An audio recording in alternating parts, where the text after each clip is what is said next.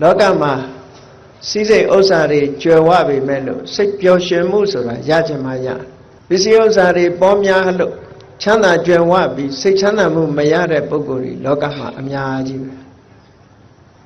Chana Mu Surago, Visi Osaga le Penainam Hopu. The Cha Ayariga le Penainam. Penainam, the Kanam Yadale, Chana de Lu, Tia Yo. Every time to down the Kala Drema, Chana Mugu, Pere Lu Suado.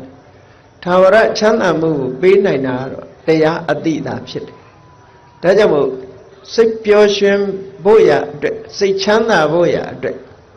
Loga Lureha, Belowe Susong, Sudam.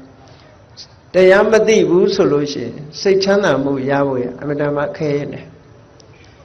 Amya Boravada went to Rosiniha. Boravasa Hojaro Mugere, the Adama. A tight layout, Tishi Jadi. Say senses, say a Jonet Kam. They are Nalon Denim, say see mu. Pay chout nine yada, da letri babe. Erelu Dama Adi, they are Adi Machine Boguria. Say see a lavi solution, Trapop Shamaya of Chitat.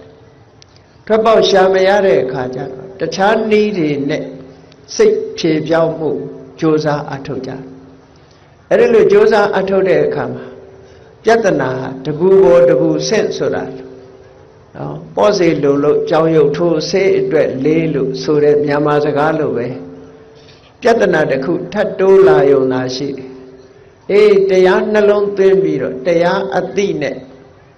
Sik Joshemu, Yare Boku. Tawara Nyanjan, Sik Joshemu, Yanina. Loga Ludari has Sichana Mugu, Down Daja. Sichana Gochana, Evdama, Lulaja. Boravada Wineo, Boravada Win Mahode Boguri, Sichana Muksura. Yeran Shabu India. Dajamu Loga Ludari, to need it, check up Palelo say. Chanla go Lulajin Sura. To need it. Bevada when Belum you web ship. Chana Chinyara Chive. Say mu, Joyo Yarach. Yes of Yagale, Dago, Hojatara Shide. Tuka Gama, Tuka particular. Tuka Gama. Luria Chana Janyare, Tuka particular. Say Yera, Yumonia. Dajawo. Say ma Jaupi, Chanarago, Lola, Josa Atoja. Dodole, Josa Atode, Bogore, Chana Duka, Yala, Loso, Mayabu. Mayara, Bajan Loso, Chana Duka, Pain Nine, Sema, John Deago, Madilue, Dilupio. The Chani de say Chana Mugu, Sharaha. The Kanab Yada, say Chana Mu Yada Lolo, Shipi. Now, by man, say Chana Mu Maya Vene, say Murida, Tatalele Pipo Biro, Nada de Yasavia Somaha Ludarima, Yasavia Soma Mind Center teaching Telupioloya Mind Center teaching Sir Ludi yet at these say. Ludi yet say taco, Baho Bubio, Somare Oana, Somasaga. Ludi ma Baho Buara, the Kushi. Aloha Bago Baho Bua Malelo say. Mimi say Kaleo, go on, Baho Bua. Say Gomode. Say ye, and ye chede, say ye, Buba Muri. Shilin Naya, Peshanaya. The Peshanaya Mu solution. Say Chana Mu, Sik Pioshim Musura, Paloma Miana. Dajamu, the Chabadari ne Matura, era. The Chabadari got God Center religion look on. God Center religion, sir. Through yet Soma Ovara, a so a mainly Alama. Gangi Bonga, Tawara Paya, the Goshen Yigo, Boho Butar. The Goshen Yiga below Biore, the Goshen Yiga below Somare. Paya Jai, Payama Jai Pune. Eddie, Sagago, Baho Bubido. Paya the King, Jai, Lina, Gentonian Sura, that shit. Yes, of Yaya, Somaga, Dilom Hopu, Paya Somaga, Koseko, choosing on Taboda, Dika shit. လူတိုင်းဟာကိုယ်စိတ်ကိုဖြူစင်အောင်ကြိုးစားစိတ်ရဲ့အညစ်အကြေးတွေကိုဖယ်ရှားဖို့ကြိုးစားနိုင်ရဒါကြောင့်မို့စိတ်ကိုဗဟုပြုပြီးတော့မြတ်စွာဘုရားကဆုံးမဩဝါဒပေးတာဒီဒေသနာတော်တွေဟာအမတန်မှထင်ရှားတယ်စိတ်တေနနိယတေလောကောတဲ့တတ္တလောကကြီးတစ်ခုလုံးကိုဘယ်သူကနေရှေ့ဆောင်နေသလဲလို့ဆိုရင်စိတ်ကရှေ့ဆောင်ဘာဖြစ်လို့စိတ်ကရှေ့ဆောင်တော့ဆိုကြည့်လေတရားပွဲလုပ်မယ်ဆိုလို့ရှိရင်လေစိတ်ကတရားပွဲလုပ်ရင်ကောင်းမယ်လို့ဆိုတဲ့စိတ်အရင်ပေါ်လာတာထိုပေါ်လာတဲ့စိတ်အားလျော်စွာတရားပွဲကျင့်ပခြင်းကိုလုပ်ရတရားနာတယ်ဆိုတဲ့အချိန်မှလည်းပဲဒီတရားနာသွားရအောင်မယ်ဆိုတဲ့စိတ်ကအရင်ဖြစ်တယ်အဲ့ဒီတရားနာသွားရအောင်မယ်ဆိုတဲ့စိတ်ဖြစ်တဲ့နောက်မှာတကယ်တရားနာခြင်းဆိုတာဖြစ်လာအရာရာဟာစိတ်ကရှေ့သွားနေတယ်ရှေ့ဆောင်နေတယ်ဆိုတာအမှန်တမ်းထင်ရှားတယ်မြတ်စွာဘုရားသခင်ကိုရောမြတ်က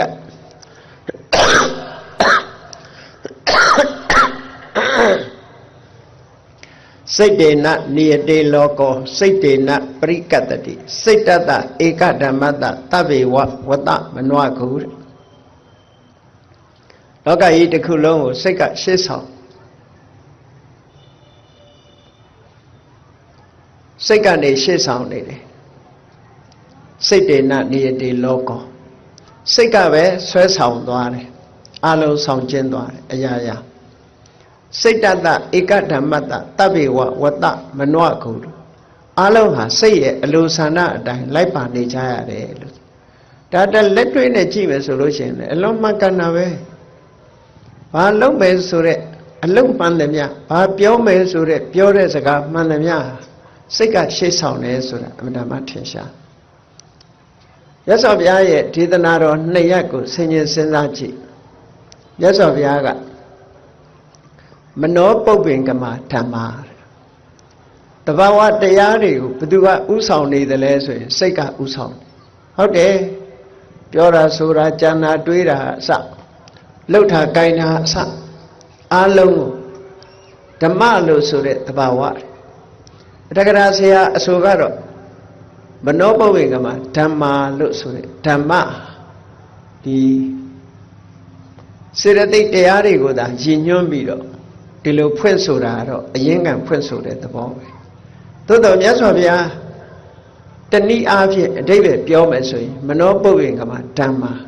ဓမ္မလို့ဆိုတဲ့တဘာဝအရာခတ်သိမ်းကို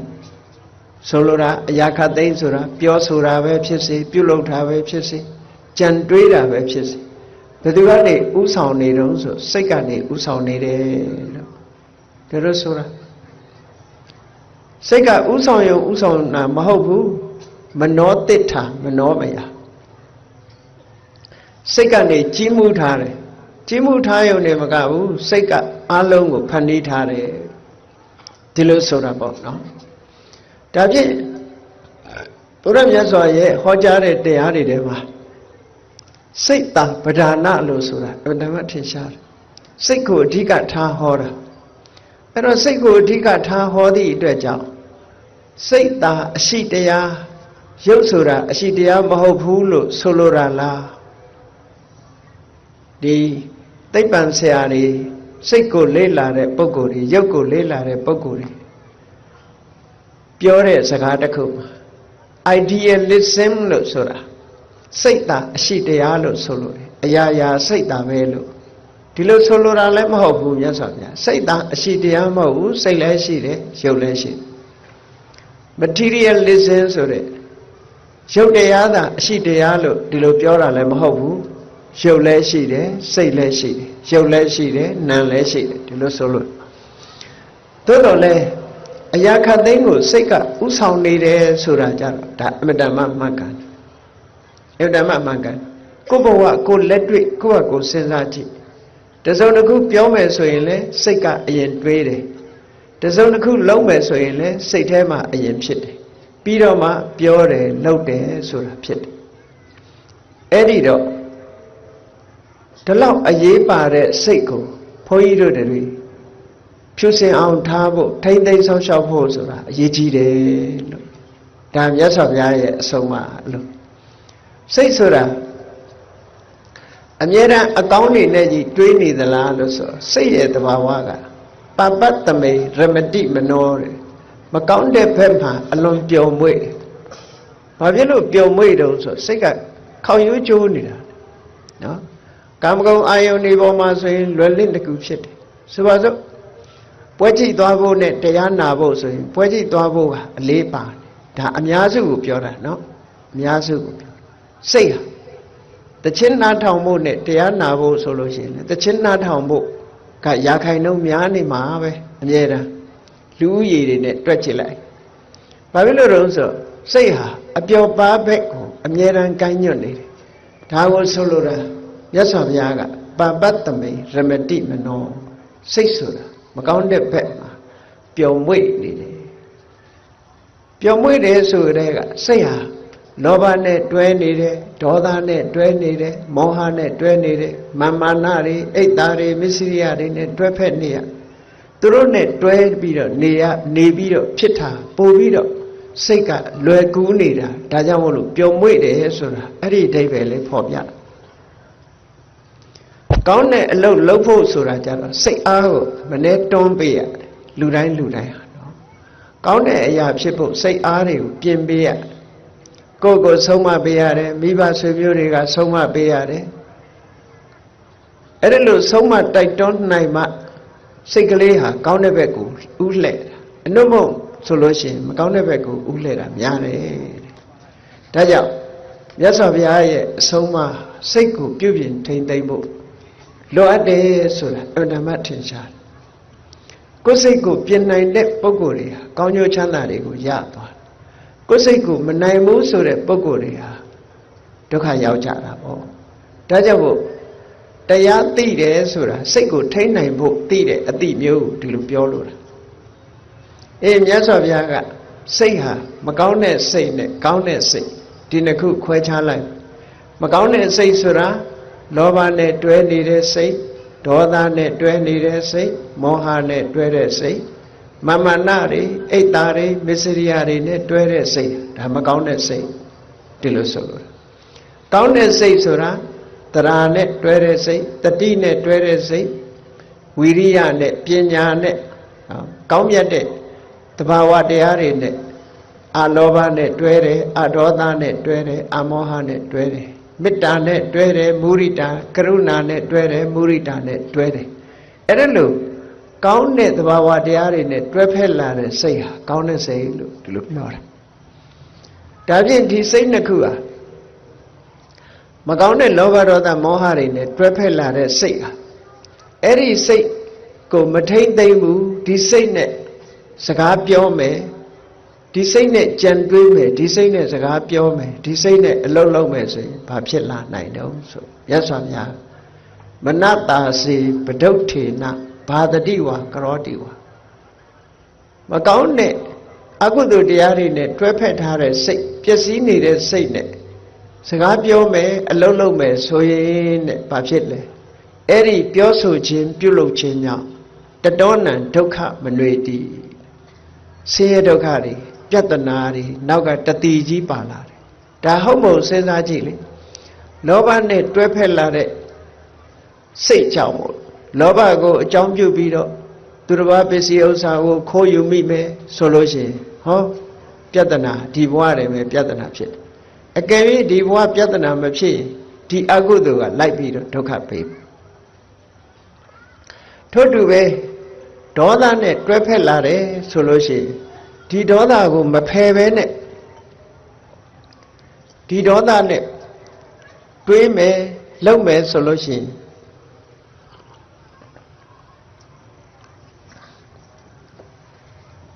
ဒီဘဝတွေမှာပြဿနာတွေတက်လာဒေါသအလျောက်ပြုလုပ်မိတဲ့အခါမှာလောကမှာကြည့်လေရာဇဝမှုတွေလုပ်တဲ့ပုဂ္ဂိုလ်တွေဒေါသအလျောက်တစုံတစ်ခုကျွလွန်မိပြီဆိုတော့လောကမှာရှိတဲ့လူသတ်မှုတွေနော်ရိုက်နှက်မှုတွေ ဒါတွေဟာဘာကြောင့်ဖြစ်နေတုံးဆိုဒေါသကြောင့်ဖြစ်တယ်ဒေါသနဲ့တွဲနေတဲ့စိတ်ကြောင့်ဖြစ်တယ်ဒီလိုဆိုလိုတာပေါ့တူတူဆဲဆိုမှုတွေဂုံတိုင်မှုတွေဒါမျိုးတွေလည်းဖြစ်လာလောကမှာရာဇဝမှုတွေဆိုတာဟာလောဘနဲ့တွဲတဲ့စိတ်ကြောင့်ဖြစ်တယ်ဒေါသနဲ့တွဲတဲ့စိတ်ကြောင့်ဖြစ်တယ်ဒီလောဘဒေါသစတဲ့အကုသိုလ်တွေဟာအဗ္ဗဒံမဒီလူလောကကြီးကိုဒုက္ခပေးတယ်လို့ဒီလိုပြောတာဘာဖြစ်လို့လဲဆိုတော့ဒေါသကိုအခြေခံပြီးတော့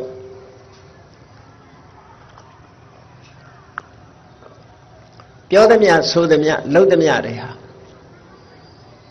ပြဿနာကိုဖိတ်ခေါ်နေတယ်လို့ဖြစ်တယ်ပေါ့ဒါကြောင့်မို့လို့ဒီဒေါသနဲ့တွဲတဲ့စိတ်ဟာရာဇဝမှုတွေကိုထူပြောဖြစ်ပေါ်စေတယ်ဒါကိုမြတ်စွာဘုရားကဟောတာပဒုဋ္ဌေနမနတာစေပဒုဋ္ဌေနဘာတတိဝါကရောတိဝါပျက်စီးနေတဲ့စိတ်နဲ့ပြောပြီးလုပ်ပြီးဆိုလို့ရှိရင်တတောနံဒုက္ခမနွေတိပြဿနာတွေနောက်ကဆက်တိုက်လိုက်ပါလာနိုင်တယ်ဒါကြောင့်မို့ကိုယ်စိတ်လေးကိုလောဘနဲ့မတွဲအောင်ဒေါသနဲ့မတွဲအောင်ကောင်းတာတွေနဲ့ပဲတွဲဖက်နေအောင်ကြိုးစားစောင့်ရှောက်ရမယ်လို့ဒီလိုစိတ်နဲ့ပတ်သက်ပြီးတော့ဟောတဲ့ဒေသနာတွေမြောက်များစွာရှိတယ်ကဲကောင်းတဲ့အရာတွေနဲ့တွဲတယ်တတိနဲ့တွဲတယ်ပညာနဲ့တွဲတယ်ကောင်းမြတ်တဲ့အလောဘနော်စွန့်လူခြင်းဆိုတဲ့အလောဘမုန်းတိမှုကင်းခြင်းဆိုတဲ့အဒေါသအရာရာမှာပညာနဲ့ဆင်ញင်ခြင်းလို့ဆိုတဲ့အမောဟဒီသဘာဝတရားတွေနဲ့တွဲဖက်လာတဲ့စိတ်တရားနဲ့တွဲဖက်လာတဲ့စိတ်ကြတော့ဘာဖြစ်လဲမနတာစီပတန်နေနဘာတတိဝါကရောတိဝါကောင်းတဲ့သဘာဝတရားတွေနဲ့ပြောဆိုပြီးပြုလုပ်ပြီးဆိုရင်တတောနံဒုက္ခမနွေတိအဲ့ဒါလို့ပြောဆိုပြုလုပ်တဲ့ပုဂ္ဂိုလ်နောက်ဟာချမ်းသာဒုက္ခပေါ်ပေါက်လာတယ်ဆိုလိုတာကကောင်းတဲ့စိတ်နဲ့ပြောတယ်ကောင်းတဲ့စိတ်နဲ့လုပ်တယ်ဆိုတဲ့နောက်မှာ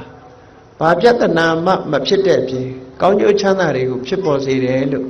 ဒီလိုမြတ်စွာဘုရားဟောတာဒါကြောင့်မလို့ကိုယ်စိတ်ဟာအဓမ္မအရေးကြီးတယ်စိတ်ကိုစင်ကြယ်တန်ရှင်းအောင်လေ့ကျင့်ရမယ်လို့ဒါဗုဒ္ဓရဲ့အဆုံးအမမြန်မာလူမျိုးတွေလည်းဗုဒ္ဓရဲ့အဆုံးအမကိုရထားတော့ပြောကြတယ်လေဒီစိတ်နဲ့ပတ်သက်ပြီးတော့เนาะကိုယ်စိတ်ကိုနိုင်မယ်စိတ်ကောင်းနှလုံးကောင်းထားမယ်ဆိုလို့ရှိရင်ကောင်းတဲ့အရာတွေအလုံးဖြစ်ပေါ်နိုင်တယ်စိတ်တပဒါနဒီလိုဆိုကြတာဒါဖြင့်ကောင်းပြီစိတ်ဓာတ်ပျော်ရွှင်မှုအတွက်တရားအသိနဲ့ဘယ်လိုလုပ်ရမလဲဘာဖြစ်လို့စိတ်ပျော်ရွှင်မှုကိုလူတွေဟာမရကြဘူးလိုချင်ရတဲ့နဲ့စိတ်ချမ်းသာမှုကိုဘာကြောင့်မရတယ်လဲဆိုတရားမသိလို့မရတာဒါဖြင့်တရားသိအောင်ဘယ်လိုလုပ်ရမလဲစိတ်ပျော်ရွှင်ချမ်းမြေ့မှုတွေဆုံးရှုံးနေတာကဘာကြောင့်ဆုံးရှုံးတာတော့လို့အရေးကြီးတဲ့အကြောင်းတရားကိုလက်ရှာဖွေဖို့လိုတယ်ပေါ့ကောင်းပြီတောကလောကလူတွေမှာလူတိုင်းဟာ worry ဆိုတဲ့တောကဆိုတာရှိတယ်တချို့ကတော့တို့မှာအစစရာအဆင်ပြေတယ်တောကဆိုတာမရှိဘူးဘာမှပူစရာမရှိဘူးလို့ပြောကြတယ်သို့တော့ပူစရာမရှိဘူးဆိုတာအခိုက်အတန့်မျှတာဖြစ်တယ်တနေ့တစ်ချိန်ကျတော့ပူစရာဆိုတာပေါ်လာတာပဲเนาะပူစရာကဘယ်ကလာတာတော့ပူတာကဘယ်ကလာတာပူတာကိုစိတ်ပူပန်တာကိုတောကလို့ခေါ်တယ်အဲ့ဒီတောကရဲ့သဘာဝဘယ်သူနဲ့တွဲတာတော့ဆိုဒေါသနဲ့တွဲလာတာစိတ်ထဲမှာအလိုမကျဖြစ်ပြီးတော့ခံစားရတဲ့ခံစားမှုမျိုး worry လို့ခေါ်တယ်စိတ်ပူပန်မှုတွေတနည်းအားဖြင့်တော့ stress ပေါ့စိတ်ဖိစီးမှုတွေဘာနဲ့ပတ်သက်ပြီးတော့ဖြစ်လို့ရှိတော့ဆိုရင်ကိုယ့်ရဲ့ဥစ္စာဒနာတွေပျက်စီးဆုံးရှုံးတဲ့အခါတောကဖြစ်တယ်သို့မဟုတ်ကိုယ့်ရဲ့ဆွေမျိုးသားချင်းတွေပျက်စီးဆုံးရှုံးတဲ့အခါတောကဖြစ်တယ်ပျက်စီးဆုံးရှုံးဖို့အရေးကြုံလာတဲ့အခါမျိုးမှာတောကဖြစ်တယ်ဒီလိုဥစ္စာဒနာတွေဆွေတွေမျိုးတွေ အပေါင်းအသင်းတွေပျက်စီးဆုံးရှုံးမှုနဲ့ကြုံတဲ့အခါမှာတောကဖြစ်လာတယ်ဆိုတဲ့အခါဒီတောကဘာကြောင့်ဖြစ်ရတော့လို့တောကရဲ့အကြောင်းကိုကြည့်တဲ့အခါကျတော့ဥစ္စာဒနာအပေါ်မှာတွေ့တာချင်းမမောခြင်းငါဟာလို့သိမ့်ပိုက်ထားခြင်းဆိုတဲ့တဏှာပဲကိုယ်နဲ့ပတ်သက်တဲ့မိတ်ဆွေသင်္ကာဆွေမျိုးသားချင်းတွေအတွက်စိတ်ပူရတယ်ဆိုတာဘာကြောင့်ပူရငါဆွေမျိုးငါမိတ်ဆွေငါသားငါသမီးစသဖြင့်စိတ်ထဲမှာတွေ့တာမှုရှိနေလို့ဒီစိတ်ပူရတယ်ဆိုတာအမှန်တမ်းထင်ရှားတယ်ဒါကြောင့်ဘုရားမြတ်စွာဘုရားကတဏှာတောဆိုင်တေတောကောတဲ့တောကဆိုတာဖြစ်ပေါ်လာတာလူတွေမှာတွေ့တာမှုတဏှာကြောင့်ဖြစ်တာတဲ့တွေ့တာမှုတဏှာမရှိတောကဆိုတာဖြစ်ဘူးအဲ့တော့တောကဆိုတဲ့ worry ဆိုတဲ့စိတ်ပူပန်မှုတွေစိတ်ဖိစီးမှုဆိုတာတွေရှိနေသမျှကာလပတ်လုံးစိတ်ပျော်ရွှင်မှုချမ်းသာမှုဆိုတာဆုံးရှုံးနေမှာပဲဆုံးရှုံးနေမှာဒါကြောင့်စိတ်ပျော်ရွှင်မှုဆိုတာတွေပြန်လီရရှိလာဘာကင်းအောင်လုပ်ရမလဲဆိုရင်တောကကင်းအောင်လုပ်ရမယ်ဒါဖြင့်တောကဟာဘယ်သူကြောင့်ဖြစ်တာတုံးလို့ဆိုတဲ့အခါကျတော့တွေ့တာမှုတဏှာကြောင့်ဖြစ်တာဟောတဏှာကိုဖယ်ရှားဖို့ရာအဓိကပဲဖြစ်တယ်ပေါ့ဒါကအမြဲတမ်းထင်ရှားပါတယ်ပစ္စည်းတစ်ခုကိုငါဟာလို့သိမ့်ပိုက်တာချိန်ကစပြီးတော့လူတွေဟာအဲ့ဒီပစ္စည်းပေါ်မှာကြောင်းကြမှုဆိုတာရှိလာဥပမာမယ်ကားတစ်စင်းဝယ်လိုက်တယ်ဆိုပါစို့ပတ်စံခြေပြီးလို့ကိုကားလို့ဖြစ်လိုက်တဲ့အချိန်ကစပြီးတော့ဒီကားပေါ်မှာကြောင်းကြတစ်ခုဖြစ်သွား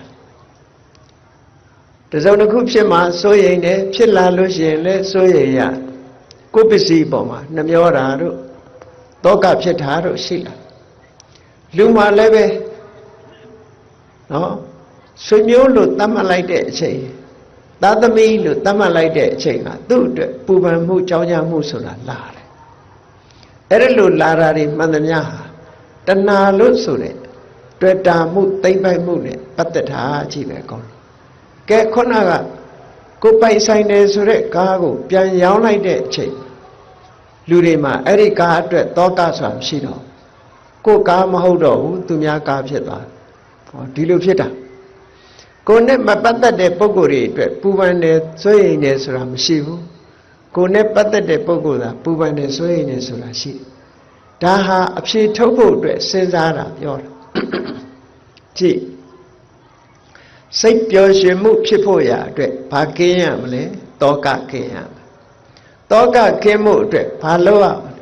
တဏှာဆိုတဲ့အတွေ့အတာကိုလျှော့ချရမယ်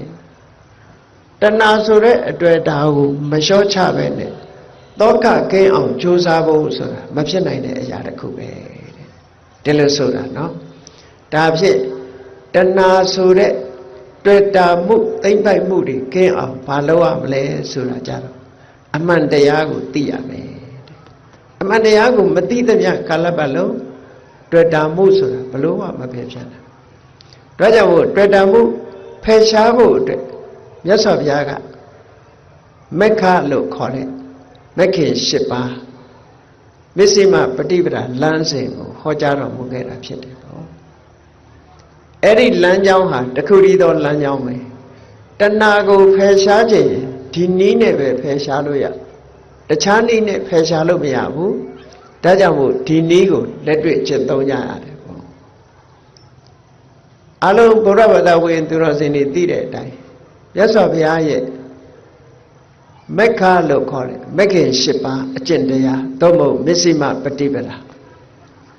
မစ္စည်းမပฏิပဒါရဲ့အဓိပ္ပာယ်ကဘာလဲလို့ဆိုရင်အလဲအလတ်ကျင့်တယ်လို့ဆိုတဲ့အဓိပ္ပာယ်ကဆိုလိုတဲ့အဓိပ္ပာယ်ကချမ်းသာကိုသာခံစားပြီးတော့နေတာမျိုးမဖြစ်ရဘူးဆင်းရဲခံသိရင်ခံရမယ်ချမ်းသာဒုက္ခကိုလည်းခံစားသိတဲ့လောက်ခံစားသိတဲ့ချမ်းသာဒုက္ခဆိုခံစားရမယ်ဆင်းရဲဒုက္ခကိုလည်းခံစားတဲ့ဆင်းရဲဒုက္ခခံစားရမယ်လို့နောက်တစ်ခါဆင်းရဲခံစားတဲ့အခါမှာအကျိုးမရှိတဲ့ဒုက္ခခန္ဓာမျိုးမလုပ်ရဘူးအကျိုးရှိတဲ့ဒုက္ခခန္ဓာတော့လုပ်ရမယ်ဒီလိုဆိုလိုတာနော်မစ္စည်းမပฏิပဒါရဲ့အဓိပ္ပာယ် တပည့်ဆက်ကြတဲ့မှာဟောထားတယ်ဒီကာမေတုကာမတုခံလိကနုယောကောအတ္တကိလမထာနုယောကောကာမချမ်းသာခံစားတဲ့အကျင့်နဲ့ခန္ဓာကိုယ်ဆင်းရဲပင်မအောင်ကျင့်တဲ့အကျင့်ဒီနှစ်ခုရှောင်ရှားခြင်းဒီအဓိပ္ပာယ်ကဆိုလိုတာကကာမချမ်းသာကိုသာရှောင်ရှားရမယ်ဇံကြောင့်ဖြစ်ပေါ်လာတဲ့ဓမ္မဒုက္ခလို့ဆိုတဲ့တရားကြောင့်ရလာတဲ့ချမ်းသာကိုရှောင်ဖို့မလိုဘူးလို့ဒီလိုနားလည်ရဆိုလိုတာကရှောင်ရမယ့်ချမ်းသာရှိတယ်ခံစားရမယ့်ချမ်းသာရှိတယ်ဒီနှစ်ခုကိုခွဲခြားပြီးတော့သိတဲ့အကျင့်မျိုးဒီလိုပြောတာအတ္တကိလမထာနုယောဂဆိုတဲ့အကျိုးမရှိုံတက်တက်ခန္ဓာကိုယ်ပင်မယုံတက်တက်ဆင်းရဲဒုက္ခမျိုးကိုမခံရဘူးအကျိုးရှိလို့ရှိရင်အယိုးကြည်ကြည်အရေခမ်းခမ်းကြိုးပမ်းအထောက်ရမယ်ဒီဒုက္ခမျိုးတော့ခံရမယ်ဒီလိုဆိုတာနော်မျက်စိမှပฏิပဒါဆိုတာအလယ်သွားထိုင်းနေတာကိုပြောတာမဟုတ်ဘူးဆိုလိုတာကရွေးချယ်တာခံစားတဲ့နဲ့ချမ်းသာလားမခံစားတဲ့နဲ့ချမ်းသာလားခံတဲ့နဲ့ဒုက္ခလားမခံတဲ့နဲ့ဒုက္ခလားဒီကိုကွဲကွဲပြားပြားသိပြီးတော့ရွေးချယ်ပြီးတော့ကျင့်သုံးနိုင်တာကိုမျက်စိမှပฏิပဒါလို့ဒီလိုဆိုတာပေါ့အေး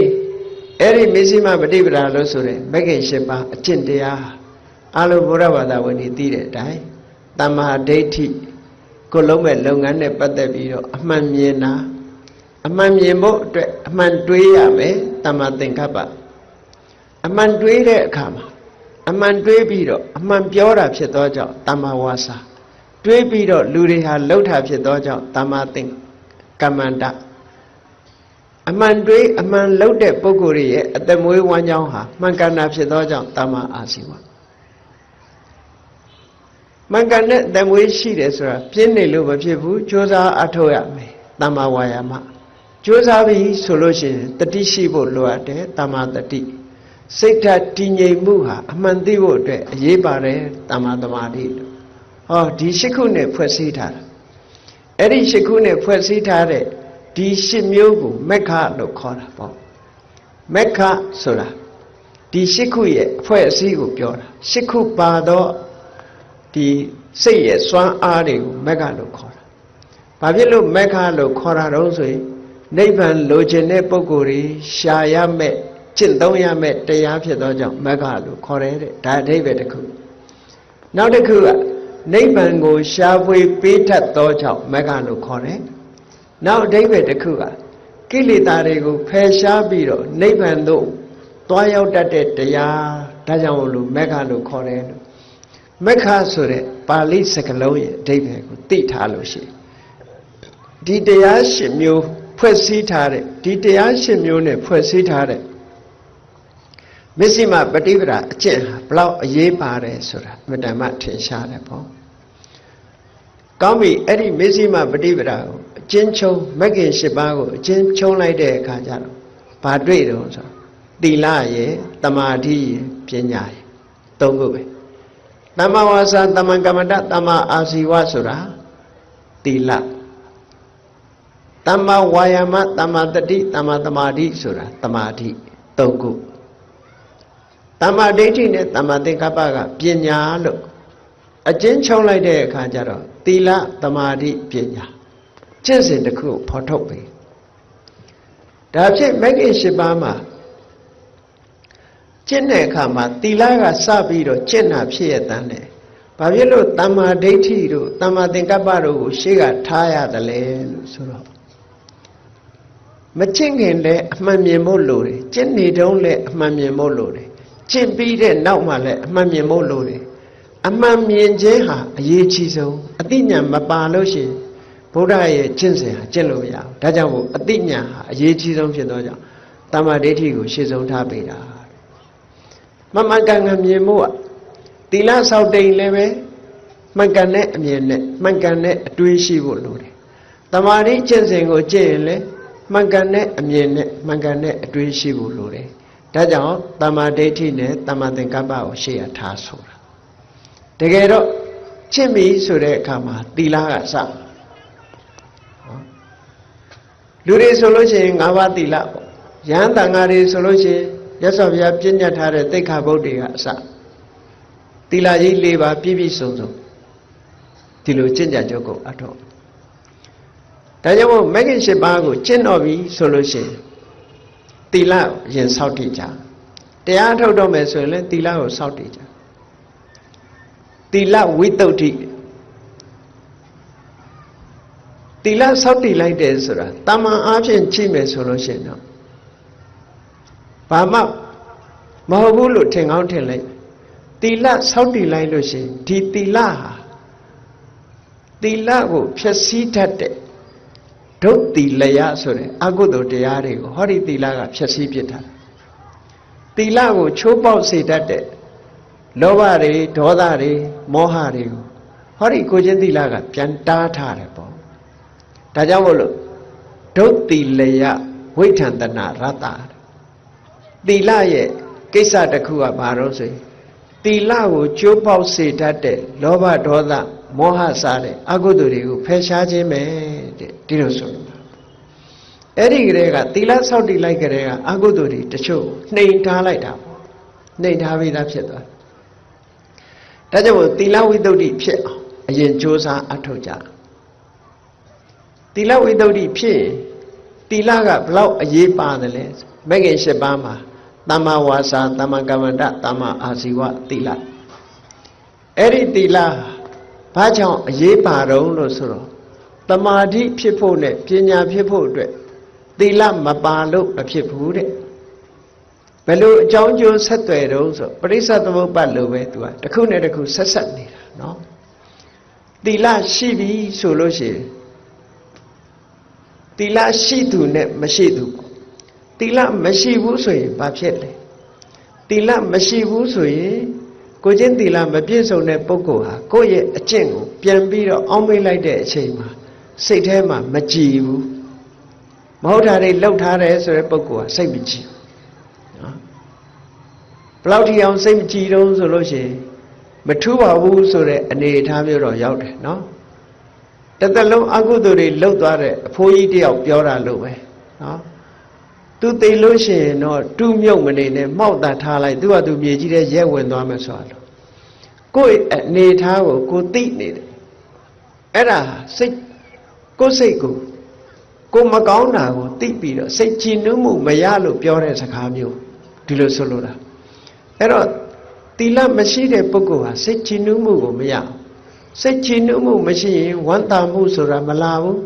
ဝမ်းသာမှုမလာလို့ရှိရင်နှစ်ချိုက်မှုဆိုတဲ့ပီတိမလာဘူးနှစ်ချိုက်မှုပီတိမလာဘူးဆိုရင်စိတ်ငြိမ်းချမ်းမှုကိုယ်စိတ်ငြိမ်းချမ်းမှုဆိုတဲ့ပတ္တတိမလာဘူးကိုယ်စိတ်ငြိမ်းချမ်းမှုပတ္တတိမှမဖြစ်ဘူးဆိုလို့ရှိရင်ဒုက္ခဆိုတဲ့ကိုချမ်းသာမှုစိတ်ချမ်းသာမှုမလာဘူးတဲ့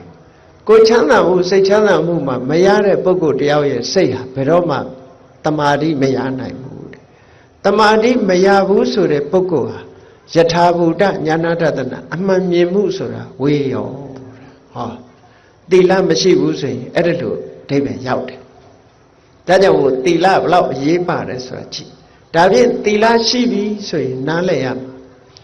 သီလရှိတဲ့ပုဂ္ဂိုလ်ဟာကိုယ်သီလကိုပြန်ဆင်ញင်လိုက်တာနဲ့တပြိုင်နက်စိတ်ထဲမှာကြည်နူးလာတယ်ကြည်နူးလာတော့ဘာဖြစ်လဲဝမ်းသာတယ်ဝမ်းသာတော့ပီတိဖြစ်တယ်ပီတိဖြစ်တော့ပတ္တတိဆိုတဲ့ငြိမ်းချမ်းမှုတွေဖြစ်တယ်ပတ္တတိဆိုတဲ့ငြိမ်းချမ်းမှုတွေဖြစ်တဲ့အခါကျတော့ဒုက္ခလို့ဆိုရင်ကိုချမ်းသာမှုစိတ်ချမ်းသာမှုတွေဖြစ်တယ်ကိုချမ်းသာမှုစိတ်ချမ်းသာမှုဖြစ်လာတဲ့အခါမှာတမာတိဆိုတဲ့စိတ်တည်ငြိမ်မှုရလာတယ်ဆိုလိုတာကသီလကတမာတိကိုအထောက်အကူပြုတယ်တမာတိကပညာကိုအထောက်အကူပြုတယ်မဂ္ဂင်၈ပါးမှာဒီလိုဆက်ဆက်ပြီးတော့နေတာအဲ့ဒီဆက်ဆက်နေတဲ့သဘောကိုသိပြီဆိုလို့ရှိရင်သီလဟာဘလောက်အရေးပါတယ်ဆိုဒါကြောင့်မို့မြတ်စွာဘုရားကမဂ္ဂင်၈ပါးထဲမှာသီလထည့်ပြီးတော့ဖွဲ့စည်းထားတာအေးသီလဝိတ္တုဋ္ဌိဖြစ်လာပြီဆိုရင်တမာတိဖြစ်ဖို့ရလွယ်လားတမာတိကိုဘာခေါ်တော့ဆိုစိတ်တဝိတ္တုဋ္ဌိလို့ခေါ်တယ်စိတ်ရဲ့စင်ကြယ်မှုလို့ဒီလိုသုံးတာနော်အဲ့ဒီနေရာမှာဒီတမာတိလို့ဆိုတဲ့စိတ်တဝိတ္တုဋ္ဌိစိတ်စင်ကြယ်မှုစိတ်စင်ကြယ်မှုဖြစ်အောင် ဘာတွေလောက်ရတော့ဆိုတမာရီကိုထူထောင်ရဒါကတဏှာကိုတွေ့တာမှုတွေကိုဖယ်ရှားခြင်းပြီဆိုလို့ရှိရင်သီလကစလာပြီးတော့စိတ်တည်ငြိမ်မှုဆိုတဲ့တမာရီကိုထူထောင်ပြီးတဲ့အခါကျတော့မှပညာဆိုတဲ့အမှန်တရားကိုသိရှိနားလည်လာတဲ့အခါမှာဟောဒီတွေ့တာမှုကိုဖယ်နိုင်တာတဲ့အနုမို့ဆိုမဖယ်နိုင်ဘူးဒါကြောင့်မို့ဒီကျင့်စဉ်မြတ်စွာဘုရားသခင်ကိုရောမြတ်ကိုယ်တိုင်တွေ့ရှိပြီးတော့ဟောပြောခဲ့တဲ့ကျင့်စဉ်ပေါ့ဒီကျင့်စဉ်နဲ့ကျင့်ကြံကြုတ်ကိုအထောက်ကြလို့တွေ့တာမှုတွေလုံးဝမဖယ်နိုင်တော့မှတွေ့တာမှုတွေလျော့ပါသွားလို့ရှိရင်တောကတွေလည်းလျော့ပါသွားတယ်ဆိုတာအမြဲတမ်းထင်ရှားတယ်ပေါ့အေးဒါကြောင့်မို့မြတ်စွာဘုရားကသီလဝိတ္တုသီလစင်ကြယ်မှုဖြင့်တမာတိကိုအထောက်အကူပြုအောင်ကြိုးစားအထောက်ကြတဲ့တခါစိတ်တဝိတ္တုဆိုတဲ့တမာတိကိုထူထောင်တမာတိထူထောင်တဲ့အခါမှာဤနှမျိုးရှိတယ်ပေါ့ဝိပဿနာတက်သွားလို့ရှိရင်ခဏိကတမာတိစွမ်းအားနဲ့သွားကြတယ်ခဏိကတမာတိဆိုဒီမှာဖြစ်တဲ့အခိုက်ကလေးတွေကိုသိတယ်ပြက်တဲ့အခိုက်ကလေးတွေကိုသိတယ်ထိုသိမှုဟာဒလဇတ်သိလာပြီဖြစ်တိုင်းပြက်တိုင်းသိလာပြီဆိုရင်ဒါခဏိကတမာတိဟာအစပထမတော့စွမ်းအားမရှိပေမဲ့လို့နောက်ဆုံးမှာဒလဇတ်သိလာပြီဆိုလို့ရှိရင် तू ကလည်းစွမ်းအားပြည့်လာအဲ့ဒါကြောင့်မို့ဝိပဿနာကျင့်စဉ်ကိုတိုက်ရိုက်သွားတဲ့ပုဂ္ဂိုလ်ဝိပဿနာယာနိကလို့ခေါ်တယ်ဝိပဿနာကိုတိုက်ရိုက်ကျင့်တဲ့ပုဂ္ဂိုလ်အဲ့ဒါလို့မဟုတ်ဘဲနဲ့သမထကိုရှေးဥစွာထူထောင်ပြီးမှဝိပဿနာကူးတဲ့ပုဂ္ဂိုလ်ကြတော့သမထယာနိကလို့သမထယာနိကနဲ့ဝိပဿနာယာနိကလို့ဒီလိုတဏှာကိုဖယ်ရှားဖို့ရာအတွက်ကျင့်စဉ်ကြီးနှမျိုးထင်ထင်ရှားရှားပြသထားတာရှိတယ်အဲ့တော့တဏှာကိုဖယ်ရှားဖို့အတွက်ကျင့်တဲ့အခါမှာရှေးဥစွာတမာရီကိုထူထောင်ပြီးတော့ဝိပဿနာကိုသွားတဲ့နည်းတမာရီကိုသိတတ်မထူထောင်မဲနဲ့ဝိပဿနာသွားရင်းပဲတမာရီကိုထူထောင်သွားတဲ့နည်းလို့အဲ့ဒီနည်းနှလုံးနဲ့ကျင့်သုံးလိုက်လို့တမာရီရလာပြီဆိုရင်စိတ်တဝိတ္တုစိတ်ကလေးမှာစင်ကြယ်လာဘယ်ဟာတွေကစင်ကြယ်တာတုံးဆိုတမာတိရလာပြီဆိုတဲ့အခါမှာကာမဂုဏ်အာယုန်တွေပေါ်မှာခံစားခြင်းနဲ့စိတ်တွေပျောက်သွားတယ်ကာမိစ္ဆန္ဒនិဝရဏခင်းသွားတယ်လို့ဒီလိုပြောတာနော်ဖြာပါဒလို့ဆိုတဲ့စိတ်အလိုမကျမှုတွေလည်းခင်းသွားတယ်ဖြာပါဒဆိုတဲ့စိတ်အလိုမကျမှုကလည်းစိတ်ရဲ့အညစ်အကြေးတစ်ခုပဲတမာတိကိုထူထောင်လိုက်လို့ရှိရင်ကာမိစ္ဆန္ဒကိုလည်းဖယ်ရှားနိုင်တယ်ဗျာပါဒကိုလည်းဖယ်ရှားနိုင်ကောင်းတဲ့လုပ်ငန်းပေါ်မှာစိတ်မဝင်စားဘူးစိတ်ဆုတ်နစ်တယ်ဆိုတဲ့ဌိနမိတ်တာကိုလည်းဖယ်ရှားနိုင်တယ်စိတ်အလေအလွတ်နေ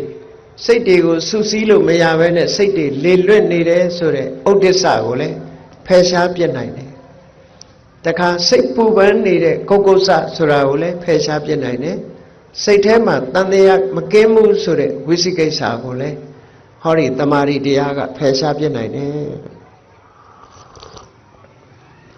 အခုလို့တမာရီစွမ်းအားနဲ့និဝရဏလို့ခေါ်တဲ့စိတ်ကိုဆုပ်ပိတ်ထားပြီးတော့စိတ်ရဲ့အညစ်အကြေးတွေကိုတွန်းလှန်ဖယ်ရှားထားနိုင်ပြီဆိုရင်စိတ်ကလေးဟာစင်ကြယ်လာတယ်ဒါကြောင့်မို့စိတ်တဝိတ္တုလို့ခေါ်တာအဲ့ဒါလို့စိတ်ကလေးစင်ကြယ်လာပြီးတော့တမာတိရှိလာပြီဆိုတဲ့အခါကျတော့မှပညာဆိုတာထူထောင်လို့ဆင်ပြေလာတမာတိရလာရင်မြတ်စွာဘုရားကဟောတယ်လေတမာဒိဘိက္ခဝေဘာဝေထစိတ္တယံတို့တမာတိကုတ္တနံဖြစ်အောင်လုပ်ကြတိုးပွားလောင်လုပ်ကြတမာဟိတောယထာဘုဒ္ဓံဇာနာတိပတ္တိတမာတိရနေတဲ့ပုဂ္ဂိုလ်တယောက်ဟာအမှန်အကန်မြင်နိုင်တယ်သိနိုင်တယ်လို့ဒီလိုဟောတာဒါကြောင့်မို့လို့တမာတိဟာပညာကိုလမ်းဖွင့်ပေးတာဖြစ်တယ်ပေါ့သီလဝိတ္တုနဲ့သမ္မာဝါစာသမ္မာကမ္မန္တသမ္မာအာစီဝဆိုတဲ့မဂ်ခင်၃ပါးကိုကြိုးစားအထုတ်ပြီးတော့စိတ်တဝိတ္တုသမ္မာဝါယာမသမ္မာတတိသမ္မာသမာဓိဆိုတဲ့ကျင့်စဉ်တစ်ခုကျင့်အဲ့ဒီကနေပြီးတော့ ပညာဆိုတဲ့စခန်းကိုတက်ပြီလို့ဆိုတဲ့အခါကျတော့ဝိပဿနာကျင့်စဉ်တစ်ခုကျင့်ညာတယ်အဲ့တော့ဝိပဿနာကျင့်စဉ်တစ်ခုကျင့်ပြီဆိုရင်ဘယ်ကစရလဲလို့ဆိုနာမရူပပြိစေတာညာကစဒါအခုပြောနေတာတရားသိရင်စိတ်ပျော်ရွှင်ဆိုအခုလို့သိတဲ့အခါမှာစိတ်ပျော်ရွှင်မှုတွေဒါအစစ်မြင့်ဆုံးကိုပြောတာနော်ဒီကြားထဲမှာတာမန်တွေးတောယုံနဲ့လည်းပဲစိတ်ပျော်ရွှင်မှုတွေကိုရနိုင်တယ်စိတ်ညစ်တာတွေပင်ပန်းဆင်းရဲတာတွေစိတ်ရဲ့ဖိစီးမှုတွေထွက်ပေါက်တွေလည်းရနိုင်ဆိုပါစို့အတွေးတွေထဲမှာလောကမှာလူတွေဟာတောကတွေဒါဖြစ်လာတဲ့အခါကျတော့ပစ္စည်းအတွက်တောကဖြစ်လို့ရှိရင်ပစ္စည်းသင်္ခါရလူသင်္ခါရဒီနေ့ကျတော့ဒီပစ္စည်းအတွက်ပူပန်နေလို့မဖြစ်ဘူးငါတောင်မှပဲဒီနေ့ကျသေရအောင်ပါပဲဒီပစ္စည်းကဆုံးရှုံးတာဘာအရေးလဲအားလုံးဟာဒီနေ့ကျတော့စွန့်သွားရတာပဲဆိုတဲ့ဒီတရားအတွေးလေးဒီပင်တောကကိုလျှော့နိုင်တာစိတ်ပျော်ရွှင်မှုကိုပေးနိုင်ဘုရားဘာသာဝင်မဟုတ်တဲ့ပုဂ္ဂိုလ်တွေဘုရားဟောတဲ့တရားမကြားဘူးတဲ့ပုဂ္ဂိုလ်တွေကဒီအတွေးလေးကိုမတွေးနိုင်ဘူးနော်ဒါဘုရားတရားကြားထားလို့တွေးနိုင်တဲ့အတွေးတစ်ခုပဲတမ္မာအဖြစ်မတွေးနိုင်တော့စိတ်ထွက်ပေါက်မရကြဘူးစိတ်ထွက်ပေါက်မရလို့ဒီစိတ်အကျဉ်းညက်ဖြစ်ပြီးတော့ဒုက္ခရောက်သွားတဲ့ပုဂ္ဂိုလ်တွေအများကြီးရှိတာပေါ့နော်စိတ်ရဲ့ဖြစ်စည်းမှုဆိုတာကို stress လို့ခေါ်တယ်ဒီ stress လို့ခေါ်တဲ့စိတ်ဖြစ်စည်းမှုကိုလျှော့ချတဲ့နည်းစနစ်တွေဟာဘာတွေလဲလို့မေးလို့ရှိရင်ဝိပဿနာကျင့်စဉ်ပဲဖြစ်တယ်ပေါ့အဲ့တော့ဝိပဿနာကျင့်စဉ်ကျင့်ပြီဆိုလို့ရှိရင်ဘာတွေနဲ့ကျင့်ရမှာတော့လို့မေးရင်တမ္မာဝါယာမတမ္မာတတိတမ္မာသမာဓိတမ္မာဒိဋ္ဌိတမ္မာသင်္ကပ္ပဟောဒီကာရပကမက္ခေ၅မျိုးနဲ့ကျင့်သီလကိုအခြေခံထားပြီးတော့တမ္မာဝါယာမမှန်ကန်သောကြိုးစားအထောက်မှုတမ္မာတတိမှန်ကန်တဲ့တတိထားမှုတမ္မာသမာဓိမှန်ကန်တဲ့စိတ်တည်ငြိမ်မှုတမ္မာဒိဋ္ဌိအမှန်ကန်မြင်မှုတမ္မာသင်္ကပ္ပအမှန်ကန်တွေးတောဆင်ခြင်မှုလို့ဆိုတယ်ဒီ၅ခုနဲ့ပဲလောက်ရဒီ၅ခုနဲ့အမှန်မြင်အောင်ကြိုးစားအထောက်ရမှာတဲ့ကောင်းပြီဒီတွေ့တာမှုကိုဖယ်ရှားတော့မယ်ဆိုတဲ့အခါခုနကသီလကိုအခြေခံသမာဓိကိုထူထောင်ပြီးတဲ့အခါမှာပညာဖြစ်ဖို့ရအတွက်ကိုယ်ဆင်ញင်စဉ်းစားတယ်ဆိုတာကဲအလွယ်နည်းနဲ့ကြည့်ကြရအောင်လူတွေမှာမျက်စိနားနှာခေါင်းလျှာကိုယ်စိတ်ဒါတွေရှိတယ်နော်မျက်စိနဲ့မြင်စရာအာယုန်တွေကိုမြင်တယ်နားနဲ့အသံကြားတယ်နှာခေါင်းနဲ့အနံ့ကိုရှူရတယ်လျှာနဲ့အရသာကိုသိတယ်ခန္ဓာကိုယ်နဲ့အထီးတွေ့တွေကိုသိရတယ်စိတ်နဲ့ဓမ္မအာယုန်တွေကိုကြံတွေးစရာအာယုန်တွေကိုသိရတယ်အာယရဏ12ပါးဆိုတာအဲ့ဒီအာယရဏ12ပါးထဲမှာကြည့်လိုက်အရက်စကားနဲ့ပဲပြောမယ်ဆိုရင်မျက်စိရဲ့မျက်စိကိုလာတိုက်တဲ့အဆင်းအာယုန်အဲ့ဒီနှစ်ခုဟာမျက်စိကလည်းငါ့ကိုအဆင်းအာယုန်ကလာတိုက်တယ်လို့မသိဘူးအဆင်းအာယုန်ကလည်းငါမျက်စိထဲမှာပေါ်နေတယ်လို့မသိဘူးသိတာကအဆင်းအာယုန်နဲ့မျက်စိလာတိုက်လို့ပေါ်လာတဲ့အခါမှာဖြစ်ပေါ်လာတဲ့အသိစိတ်ကလေးရတာသိတာဟောမြင်တိုင်းမှာဆင်ញင်စဉ်းစားကြည့်မျက်စိကအာယုန်ကိုမသိတတ်သည့်အတွက်ကြောင့်ရုပ်တရားမျက်စိထဲမှာပေါ်လာတဲ့အဆင်းအာယုန်ကလည်းပဲအာယုန်ကိုမသိတတ်သည့်အတွက်ကြောင့်ရုပ်တရားအာယုန်ကိုမသိတတ်တာကိုရုပ်လို့ခေါ်တယ်မျက်စိနဲ့အဆင်းဒီနှစ်ခုပေါင်းစပ်တဲ့အခါမှာမြင်သိစိတ်ကလေးပေါ်လာတယ်မြင်သိစိတ်ကလေးကအာယုန်ကိုသိတတ်သောကြောင့်နန္တရားလို့ဟောမြင်တိုင်းမှာဘုန်းကြီးတို့တွေမှာဘာတွေဖြစ်တယ်ဒါအကြမ်းမြင်ပြောပြလို့ရှိရင်မျက်စိရဲ့မြင်စရာအာယုန်ရဲ့မြင်သိစိတ်ရဲ့ဒီသုံးခုဖြစ်တာပဲအဲ့ဒီသုံးခုဖြစ်ခိုက်ကလေးကိုဆင်ញင်စဉ်းစားကြည့်လိုက်မယ်ဆိုရင် မျက်စိကလည်းသိတာမဟုတ်ဘူးအစင်းအာယုံကလည်းသိတာမဟုတ်ဘူးသိတာမဟုတ်သည့်အတွက်ကြောင့်မျက်စိနဲ့အစင်းအာယုံတို့သည်ယုတ်တရားမြင်သိစိတ်ကလေးသာနန္တရားလို့ဟောတယ်လို့သိလိုက်လို့ရှိရင်နာမရူပပြိစေတာယုတ်နဲ့နံကွဲသွားတယ်လို့ဒီလိုပြောတာကွဲခြားသိသွားအဲ့ဒီယုတ်နံဆိုတဲ့ထဲမှာငါဆိုတာလည်းမပါရဘူးငါဟာဆိုတာလည်းမဟုတ်တော့ထို့တူပဲနားနဲ့အတန်ကြားသိတဲ့စိတ်နားကလည်းသိတဲ့သဘောမရှိဘူးအတန်ကလည်းသိတဲ့သဘောမရှိဘူးဒါကြောင့်မို့နားကလည်းယုတ်တရားအတန်ကလည်းယုတ်တရားကြားသိစိတ်ကလေးကသာနန္တရားလို့ယုတ်နဲ့နံဒီလိုခွဲခြားပြီးတော့နှာခေါင်းကအနံ့ရတဲ့အခါမှာလည်းပဲနှာခေါင်းရဲ့အနံ့ရဲ့ကယုတ်တရားအနံ့ကိုသိတဲ့နံသိစိတ်ကမှနန္တရားလို့ဒီလိုဆိုတာထမင်းစားတဲ့အခါမှာလဲစဉ်းစားပြီးတော့ကြည့်ကိုယ်မှာလျှာရှိတယ်ရှားရဲ့စားတဲ့အစာအာဟာရအရသာရဲ့ထမင်းကလည်းရုပ်အတိမရှိသည့်အတွက်ကြောင့်ရုပ်တရားရှားကလည်းရုပ်တရားတော့ရှားကလည်းရုပ်တရားအရသာကလည်းရုပ်တရားအရသာကိုသိတဲ့စိတ်ကသာနန္တရားလို့ထမင်းစားရင်လည်းဆင်ញင်လိုက်မယ်ဆိုရင်ရုပ်နဲ့နံဒီလိုကွဲသွားထိုင်းနေရင်လည်းခန္ဓာကိုယ်ကနေပြီးတော့ကျမ်းပေါ်ထိုင်းနေလို့ကျမ်းပေါ်ထိနေတယ်ကလထိုင်ပေါ်ထိုင်းနေလို့ကလထိုင်နဲ့ထိနေတယ်ဆိုတဲ့နေရာမှာကြည့်ခန္ဓာကိုယ်ရဲ့ထိเสียအာယုံရဲ့နှစ်ခုပေါင်းတာခန္ဓာကိုယ်ကလည်းယုတ်တရားထိเสียအာယုံကလည်းယုတ်တရားထိမှန်သိနေတာလေးကထိသိစိတ်လေးကသာနန္တရားလို့ဒီလိုဆင်ញင်လိုက်ရင်ဒါယုတ်နဲ့နံနဲ့ဒါအလွယ်တကူကွဲနိုင်တဲ့နည်းကိုပြောတာအဲ့ဒါလို့ယုတ်နဲ့နံကွဲသွားတခါဓမ္မနဲ့မနနဲ့အာယုအသိစိတ်ဓမ္မဆိုတဲ့အာယုကြတော့သူကရုပ်တရားတွေလည်းပါတယ်မျက်စိနဲ့မြင်ရတာမဟုတ်ဘူးနှာခေါင်းနဲ့နားနဲ့ကြားရတာမဟုတ်ဘူးနှာခေါင်းနဲ့နမ်းရှူရတာလည်းမဟုတ်ဘူးလျှာနဲ့အရသာခံရတာလည်းမဟုတ်ဘူးခန္ဓာကိုယ်နဲ့ထိတွေ့တာလည်းမဟုတ်ဘူး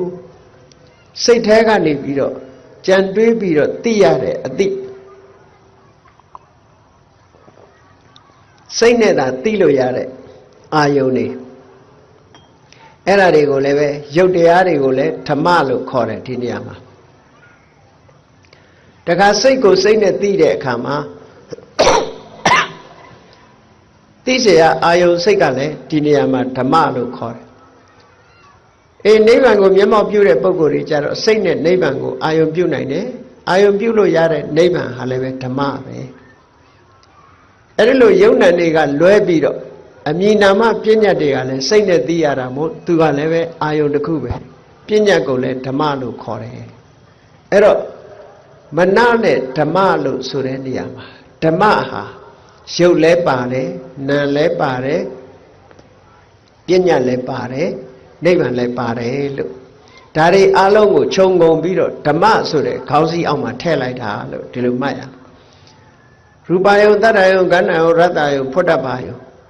ဒီအာယုံ၅ပါးကလွဲတဲ့ဉာဏ်နဲ့အာယုံတွေမှန်သမျှဓမ္မလို့ဒီလိုပြောတာနော်စိတ်နဲ့သိရတဲ့အရာတွေလို့တာမန်အားဖြင့်ဒီလိုပြောလို့ရတယ်ပေါ့အဲ့ဒီမှာဘုန်းကြီးတို့တွေရုပ်နဲ့နာမ်ကွဲပြားခြားနားသွားပြီဆိုလို့ရှိရင်အားလုံးကိုဆင်ញင်စဉ်းစားကြည့်လိုက်လို့ကိုယ်တဏ္ဍာမှာရုပ်နဲ့နာမ်နှမျိုးကွဲပြားခြားနားသွားပြီကွဲပြားမြင်ပြီဆိုရင်ဒါနာမရူပပရိစ္ဆေဒဉာဏ်လို့ခေါ်တယ်နာမရူပပရိစ္ဆေဒဉာဏ်ရှင်းတန်လာအောင်ထပ်တလဲကြည့်ဖို့လိုတယ်ထပ်တလဲရုပ်နဲ့နာမ်ကွဲနေအောင်ကြိုးစားအထောက်အောင်ကြိုးစားအထုတ်တဲ့အခါမှာတတိနဲ့ပညာဟာအရေးကြီးဆုံးပဲပေါ့ခန္ဓာကိုယ်ရဲ့လှုပ်ရှားတဲ့အမူအရာတိုင်းကိုရုပ်နဲ့နာမ်ကိုဆင်ញင်စဉ်းစားပြီးတော့နာမရူပပရိစ္ဆေဒဉာဏ်ရှင်းတန်အောင်ကြိုးစားရမယ်အဲ့ဒါလို့ကြိုးစားလို့နာမရူပပရိစ္ဆေဒဉာဏ်ရှင်းတန်လာပြီဆိုတဲ့အခါကျဘာဖြစ်တုံဆိုတတ္တဝါလို့ခေါ်เสียဘာမှမရှိပါလားရုပ်နဲ့နာမ်နှမျိုးပဲရှိတာပဲလို့ဆိုတာကွဲပြားခြားနားလားသိလားတတ္တတင်ညာတတ္တဝါဆိုတဲ့အထင်အမြင်ဟာပျောက်သွားတယ်အဲ့ဒီပျောက်သွားသည့်ထိအောင်ရုပ်နဲ့နာမ်နှမျိုးသာရှိတယ်ဆိုတာကြိုးစားအထောက်ပြီးတော့မှတ်သားကြရတယ်ဒီလိုဆိုလို့ တတ္တတင်ညာပျောက်သည့်ထိအောင်ယုတ်နံကိုဆင်ញင်စဉ်းစားရမယ်အဲ့ဒါလို့ယုတ်နဲ့နံကိုဆင်ញင်စဉ်းစားရင်တတ္တဝါဆိုတာပျောက်သွားပြီအမျိုးသားအမျိုးသမီးဆိုတာလည်းပျောက်သွားပြီငါသူတစ်ပါးဆိုတာလည်းပျောက်သွားပြီအလုံးဟာယုတ်နဲ့နံနှမျိုးသာရှိတယ်လို့ဒီလိုသိလာ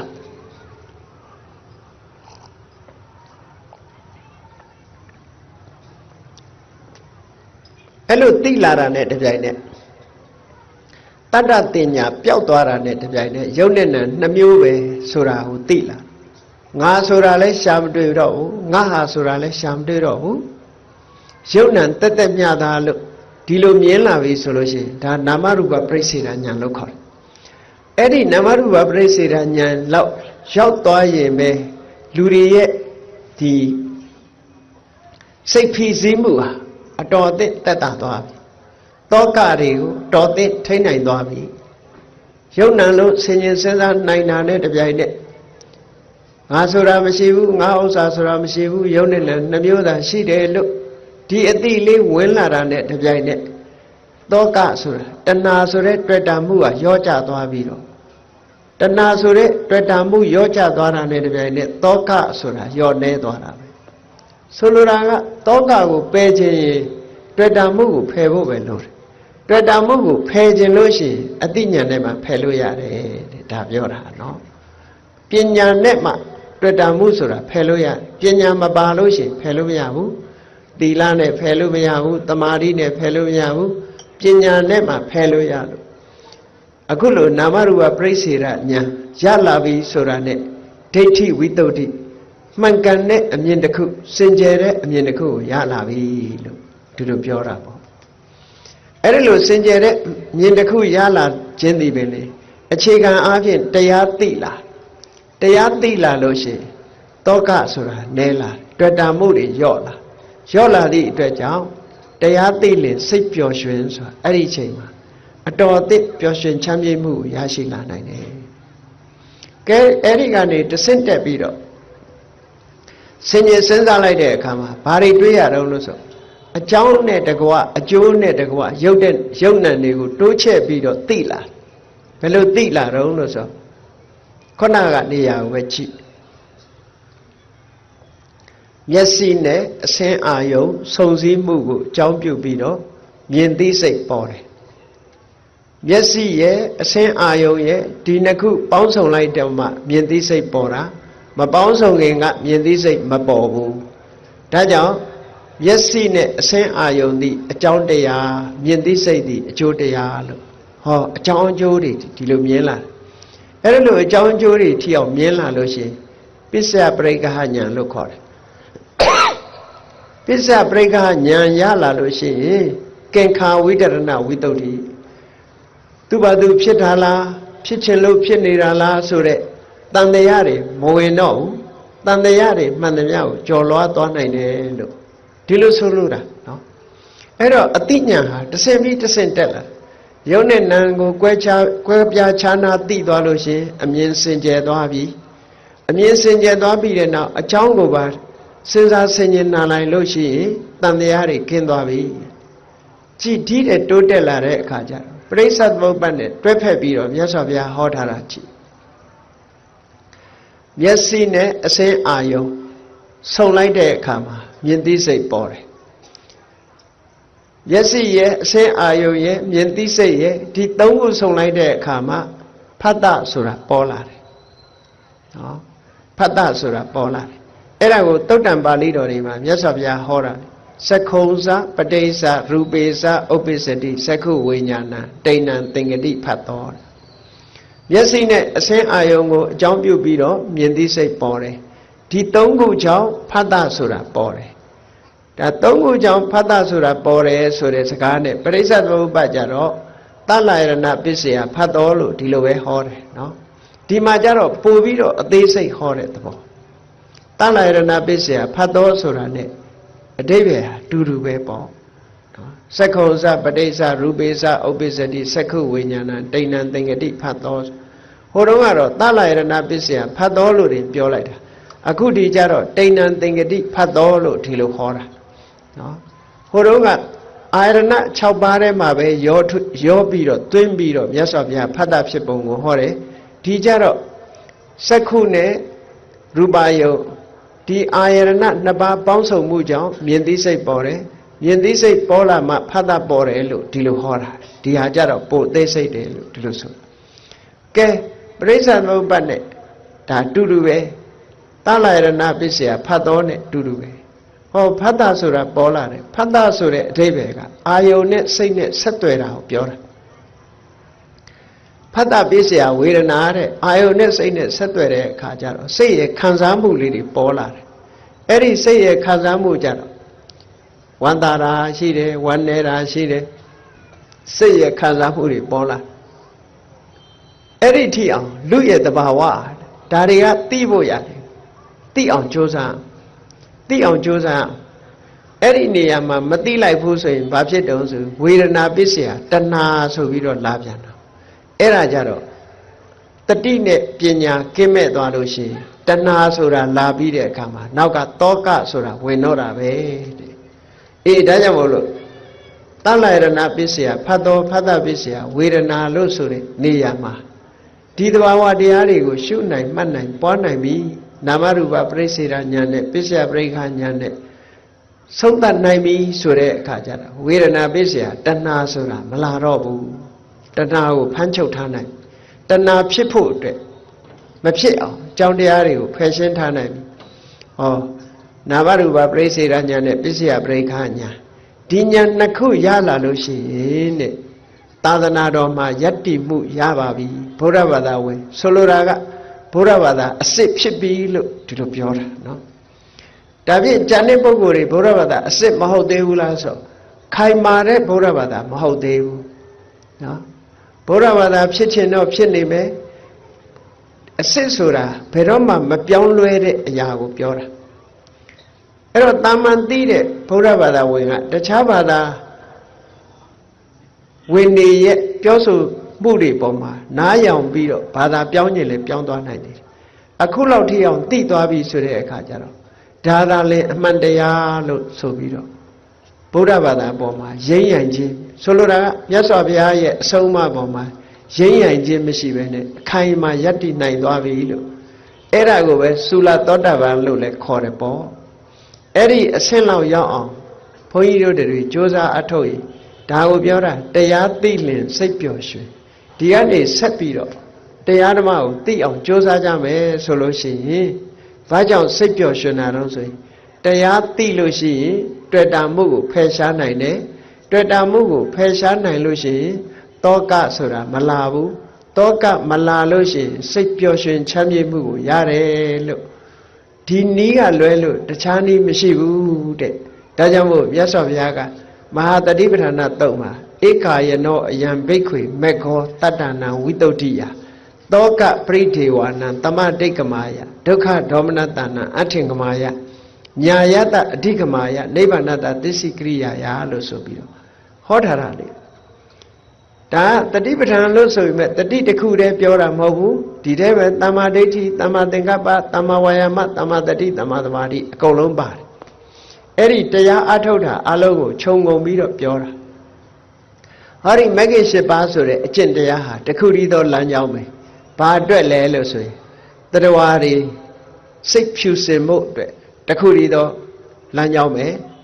တောကပရိဒေဝနံတမတိတ်ကမာယတောကတွေဖယ်ရှားဖို့ပရိဒေဝတွေကြော်လွှားဖို့တခုတည်းသောနည်းပဲဒုက္ခဒေါမနတနာကိုယ်ဆင်းရဲမှုစိတ်ဆင်းရဲမှုတွေကိုခြုံငိမ့်ဖို့ဆိုတာလေတခုတည်းသောနည်းလမ်းပဲနိဗ္ဗာန်လမ်းကြောင်းကြီးကိုတွေးရှိဖို့ညာယတအဓိကမာယနိဗ္ဗာန်လမ်းကြောင်းပေါ်ရောက်ဖို့နိဗ္ဗာန်လမ်းကြောင်းကိုတွေးဖို့ဆိုတာလေတခုတည်းသောနည်းပဲလမ်းကြောင်းဆိုတာတွေးမှလျှောက်လို့ရတာလေလမ်းပြောင်းနေလို့ရှိရင်ရောက်မှာမဟုတ်ဘူးဒါကြောင့်မို့ဒီအကျင့်ချင်းမှနိဗ္ဗာန်လမ်းကိုတွေ့မှာဖြစ်တယ်ပေါ့အေးနိဗ္ဗာန်လမ်းကြောင်းအတိုင်းလျှောက်ပြီဆိုရင်နိဗ္ဗာန်တ္တသစ္စိကရိယာယနိဗ္ဗာန်ကိုမျက်မှောက်ပြုမယ်အဲ့ဒါလို့နိဗ္ဗာန်ဆိုတဲ့တရားထိအောင်သိပြီဆိုလို့ရှိရင်တရားသိရင်စိတ်ပျော်ရွှင်မှုဟာတကယ်ကိုအဆင့်အမြင့်ဆုံးစိတ်ပျော်ရွှင်မှုကိုရရှိမှာဖြစ်ပါတယ်မြည်သောလောကရန်မုန်တိုင်းတွေပဲတိုက်မင်္ဂလာသုတ်တံမှာဟောထားတဲ့အတိုင်းဘ ဖုဒ္ဓတလောကဓမ္မေဟိစိတ်တံယတ္တနကမ္ပတိလောကရန်ပုံတိုင်းတွေဘလောက်ပဲတိုက်စိတ်ဟာမတုံလို့တော့ဘူးအတောကမစိုးရိမ်တော့ဘူးဝိရဇမြူတွေမကတ်တော့ဘူးခေမစိတ်ဓာတ်အလုံးငြိမ်းချမ်းသွားနိုင်ပါတယ်အဲ့ဒီအဆင့်ရောက်အောင်ကျင့်စဉ်ဟာတခုတည်းသောမဂ္ဂင်၈ပါးအကျင့်တရားပဲဖြစ်ပါတယ်ဆိုတာ